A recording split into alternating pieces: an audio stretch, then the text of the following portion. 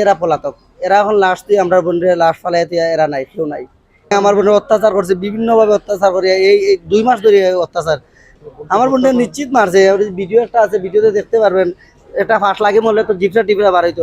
ও আইসি hour পরে তারা এই আর আমরা এখন আর পাই না, তারা বাঁচছে গাড়ি। সকালে আমরা ও তার বোন জামাইয়ে যে উকিল বাপ হয়েছে আমার বোনের, উকিল ভাবে ফোন দিয়ে ওটা কর যে তোমার বোন তো মারা গেছে উসমান উদ্দিন। উসমান উদ্দিন কিতা বেমার, তোমার বোন ফাঁস লাগি মারা গেছে।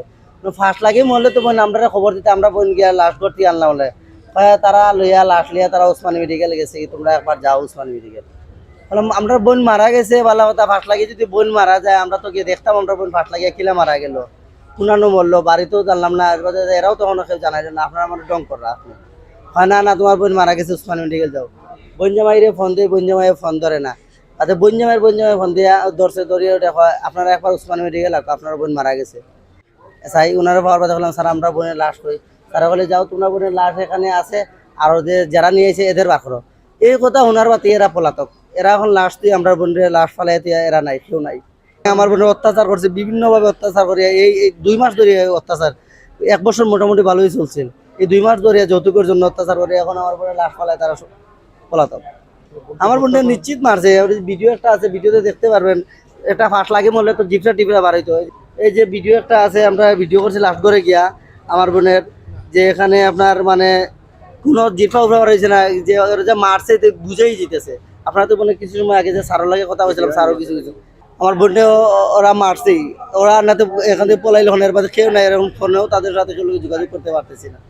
ওনার সাথে সর্বশেষ কার কথাবার্তা হয়েছে আপনাদের পরিবারের মধ্যে? কারোর সাথে সর্বশেষ কি কথা হয়েছে আপনাদের বোনের সাথে? বোনের সাথে তো ফোন তো দেয় না বোন রে।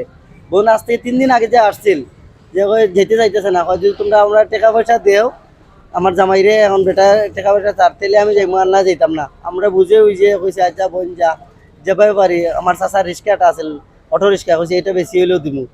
এখন ও কইয়া বুঝে ওই যে বাড়ি স্বামীর বাড়ি কাপড়ের ব্যবসা করে, নলজুরি কাপড়ের ব্যবসা করে। নলজুরি কোথায়, মানে কোন নলজুরি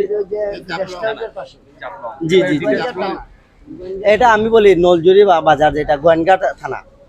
কেউ নাই এখন, এই যে আপনারা দেখতে পারবেন যে পালাইয়া যে সারও আসছে বলছেন, ওরা সব পলাইছে। আমার বোনের লাশ হচ্ছে ফ্রিজেন হয়েছে, আর এরা কেউ নাই বর্তমানে।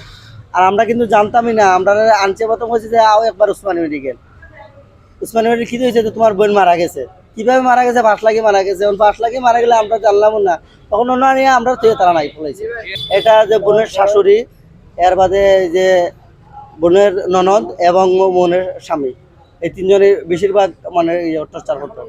আমার বোন বিগত 1 বছর ক্লাস 9-এ পড়তো, পড়ালেখার মাঝে তারা পছন্দ হয়েছে, পুরী আমরা মাথার পুরী বিয়া দিছি। তারা মাত্রটা আসলে কাঠ মাল মানে আমরা দিতে পারতাম না, যে আমরা অর্থনৈতিক অবস্থা যদি ভালো হয় আমরা দিব, মানে দিতেই এরকম কোনো কিছু না। দেওয়ার পরে তারা আইসে বিয়ে শাদী করাই নিছে, নেওয়ার পরে বিগত কয়েকদিন থেকে খালি কাঠমাল দেন না করে তার অত্যাচার করে। বিগত 3 দিন আগে আমরা বাসাতে আইসি, আইয়া কইছে দেন ভাই আমরা অত্যাচার করে করতাম, আমরা যা আমরা একটা ব্যবস্থা করতাম। তবে কীভাবে আছে রাসেল আহমদ ব্যবসায়ী, লঞ্জুরি যে বিশিষ্ট ব্যবসায়ী রাসেল আহমদ, উনি আবার উকিল হয়েছে। তো উনিরা আমরা এই কথা জানাইছি না, জানা তাইলে বিজি থাকে, ওখানে ফয়সালা মানুষ তাইলে একটু বিজি থাকে, তাইলে আমরা এই কথা জানাইছি না। না জানাইয়া গতকালকে রাত্রে এক ঘটনা ঘটছে, দেন ভাইয়া তার জামাইয়া পাম দিছে, দেন ওলা ইয়ে করে আপনার ফুরিয়ে আমরা বইনটা ছাড়াই দিব, আপনি একবার ফুয়ারও অন্য একটা সম্পর্ক আছে, বই নিয়ে আমরা কইছি। আমরা এটা দিছি না যে মানুষ করতে পারে।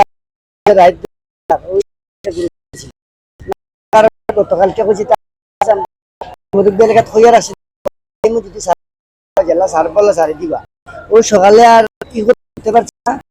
উকিল বাব যে রাসেল তাই না মেডিকেল ফোন দেওয়া আল্লাহ উকা বোন জামাই আছে, বোন জামাইয়ের মাধ্যমে ফোন দিছে, দিয়া মেডিকেলে কইছি আল্লাহ তোমার বোন তো আল্লাহ ফাঁসি দিয়া মারা গেছে।